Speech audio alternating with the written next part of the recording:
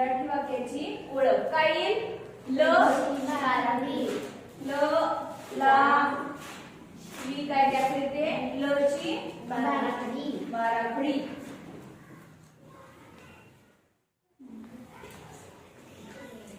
समजलं तुम्हाला हे इथपर्यंत? समजलं का? आता याच्यानंतर काय आपल्याला बघायचं आहे? फॉर्मेशन. काय बघायचं आहे? फॉर्मेशन. आपण कसं वाक्य बनवायचं? फॉर्मेशन. फॉर्मेशन म्हणजे काय रे? रचना रचना. फॉर्मेशन काय येईल सांगा बघू? Formation subject plus verb. पण वर्ब कोणत्या फॉर्म मध्ये येईल सांगा बघू? पास्ट फॉर्म मधलं. कोणत्या फॉर्म मध्ये येईल वर्ब? पास्ट फॉर्म मधलं. पास्ट. आणि प्लस काय येईल? ऑब्जेक्ट. हे झाली आपली रचना. या रचनेवरून तुम्हाला वाक्य बनवता आली पाहिजे.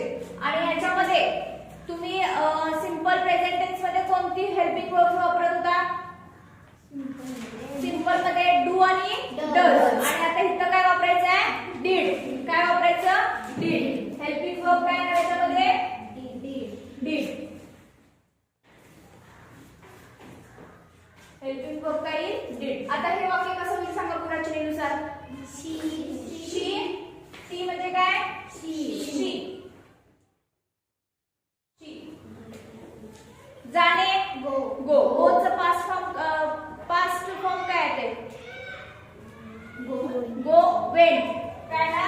शी वेंट टू शाळेला. ला आहे म्हणून टू वेंट टू स्कूल. असं वाक्य होईल. कळलं? शी वेंट टू स्कूल. पुढचं त्याने आंबा खाल्ला. त्याने म्हणजे ही ना? त्याने म्हणजे तो ना? ही पुढे लिहू. ही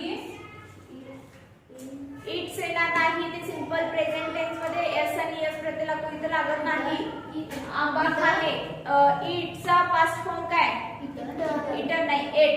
काय? ही एट मँगो. ही एट मँगो. समजलं? ही एट मँगो म्हणजे त्याने आंबा खाल्ला.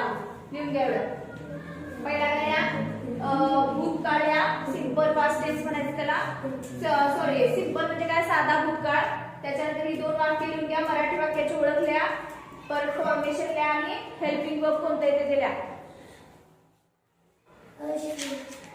श्रेयाचं लक्ष नाही.